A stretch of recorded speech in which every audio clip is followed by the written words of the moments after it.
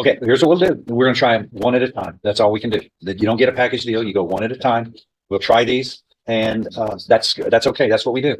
And but the deals are off. We're gonna try them, and we'll see where this jury in this county. Arrested led me to believe. For some reason I made that note in my file. I don't know. I can't really explain. Are you why. Cortez Zachary? Yes, sir. Come on out. So tell me, are you Spanish No, sir. at all? No, sir. Oh, okay, okay. 100% American. Yes, sir. Okay. Oh, here we are. You know, you got a lot of cases. Yes, sir. All right. You got to deal with this and fix this mess, Yes, sir. right? Yes, sir. Miss Pantolini's very nice lady, very helpful. Do you know what you're charged with in each of these? We can go over these one at a time so you completely understand it, because there's some serious punishment involved in these. In 23 CR 204, you were charged with the second-degree felony of aggravated assault, family. Well, it says family, but there's not an allegation of family. I don't understand. What is that? Can you explain that on 204?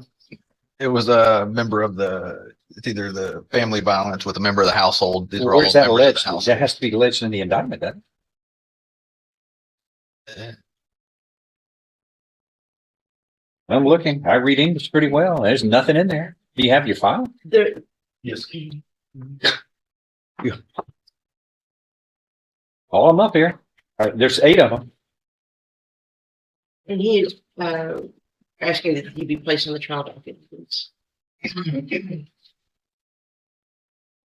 We're not going to try them all together. We're going to try 8 of them. And you understand that if you're convicted, all those can be stacked on top of each other. So The ones that are in consecutive order, 04 through 08, are all on the same date. The two. That's not the cases point. Are different ones. It could be if they're a stacked. different event, It's not one event. you say it's the same date. The 504 through 08 are all at the same event, same date, same event. Well, yeah, but you don't. Okay, you don't get to shoot 10 people and say, I get the same as one, but I'll just do 10 to just get it out of my system. You don't get to shoot 10 and not look at consecutive punishments. I mean, it's the event is you shoot one person, the next person is a different. You don't get a package deal like we're at the market. 6 for $1.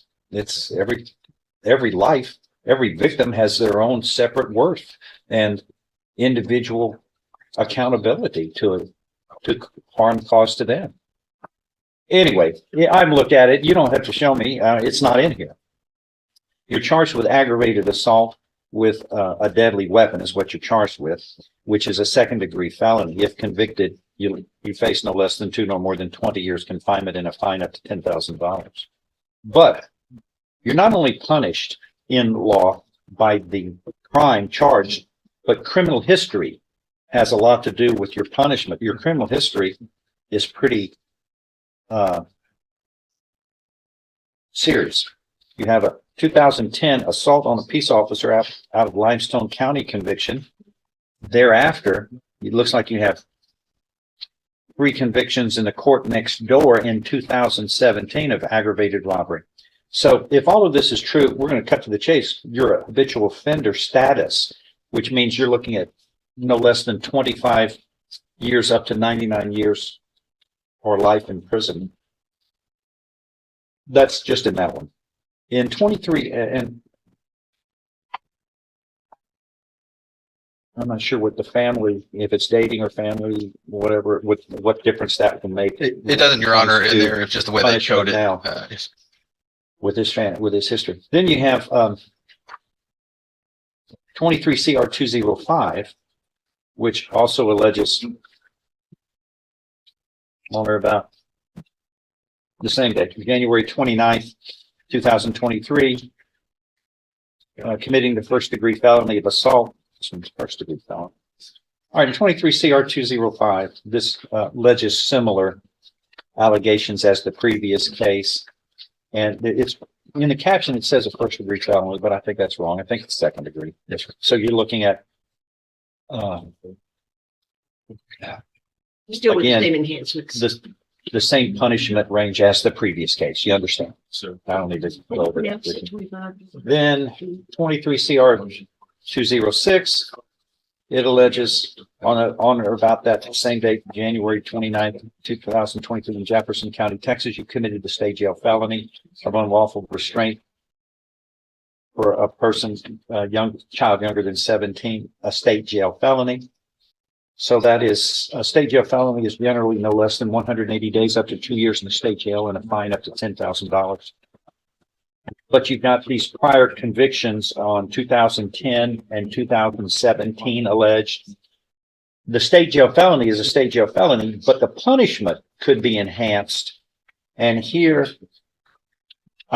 it appears as though it can be enhanced to a second degree felony punishment. So you're looking at, in that one, no less than 2 nor more than 20 years confinement in prison and a fine up to $10,000. In 23 CR 207, this alleges on or about that same date, January 29th, 2023 in Jefferson County, Texas, committing the first degree felony of aggravated assault with the same prior convictions. So as before in the first 2 cases, you are looking at, if convicted of everything, habitual felony status, no less than 25 up to 99 years or life imprisonment. That one in 23 CR 208, that now it alleges a aggravated assault with a dating relationship. The courtroom grows increasingly tense as Judge Stevens Jr. warns defendant Cortez Zachary about the massive risk he is taking by rejecting the prosecution's 25-year plea offer. The judge carefully reviews the long list of charges pending against Zachary, including multiple aggravated assault cases, unlawful restraint involving a child, and drug possession charges connected to cocaine and methamphetamine. Because of his previous felony convictions, Zachary is also classified as a habitual offender, meaning several charges now carry enhanced punishment ranges of 25 years to life. Judge Stevens explains that if the defendant is convicted in every case and the sentences are stacked consecutively, the total punishment could reach an astonishing 560 years in prison. The hearing becomes even more dramatic when the judge reminds Zachary that the plea deal would have allowed many of the cases to be resolved together under one sentence. By choosing trial instead, he now faces separate jury proceedings for each case with no guarantee of leniency. Judge Stevens firmly states that there is no package deal once the cases go to trial, emphasizing that every victim and every alleged crime will be treated individually. As the proceeding moves forward, the court also discusses appointing new legal counsel to speed up the process before officially placing the cases on the trial docket one after another. It's all 20, minimum of 25 up to life imprisonment. And finally, 23, no, not finally. Next, almost there.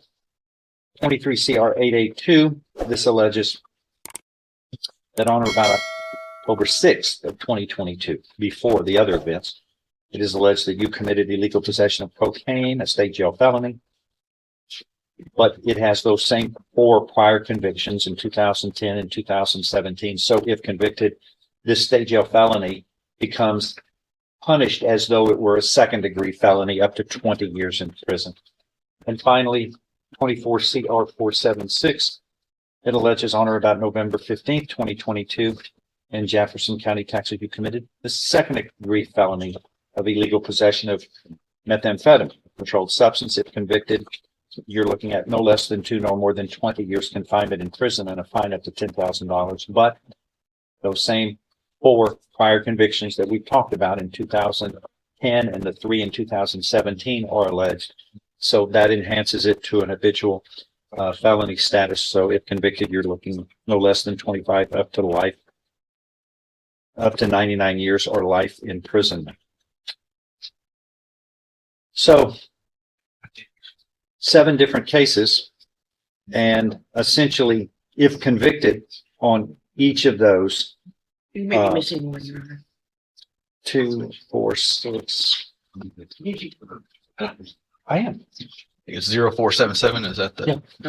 0477 is on or about November 15th. It is alleged 2022. You committed illegal possession of cocaine, a state jail felony with the same prior convictions. So that is a state jail, but it is enhanced as though it were a second degree felony. So that's up to, again, no less than 2 nor more than 20 years confinement to prison, a fine up to $10,000 as punishment. So at the end of the day, these 8 cases, 5 are first degree enhanced punishments of up to life imprisonment or 99 years or life imprisonment. 3 of them are enhanced state jail felonies up to 20 years. So you were looking at a total of, if convicted, about 560 years in prison. And just for the record, I think the first degree felonies were actually determined to be second degrees, but still the 25 and life applies. And so I have discussed with him the recommendation, and he is wishing to be placed on the trial docket. Okay, here's what we'll do. We're going to try them one at a time. That's all we can do. That you don't get a package deal. You go one at a time.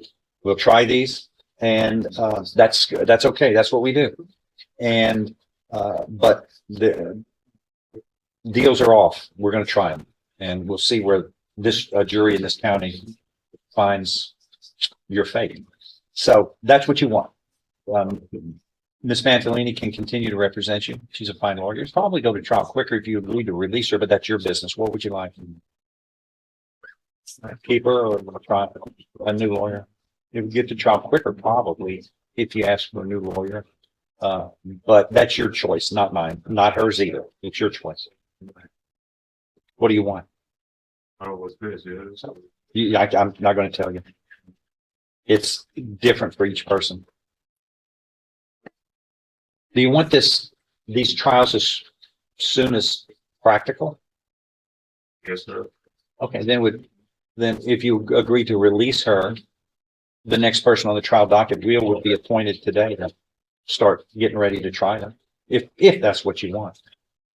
But your choice. What do you want? That's right. Then that shall be done that way. I find good cause to release Ms. Mantalini. These will be set for trial. Thank you. Do you understand clearly your fate here?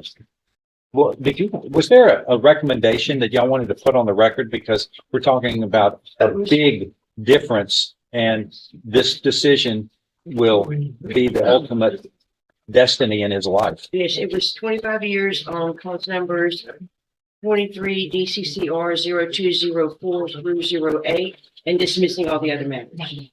And they would run concurrently? Except one of them, 0623 DCCR 0206 would have been 20 years. That was the maximum.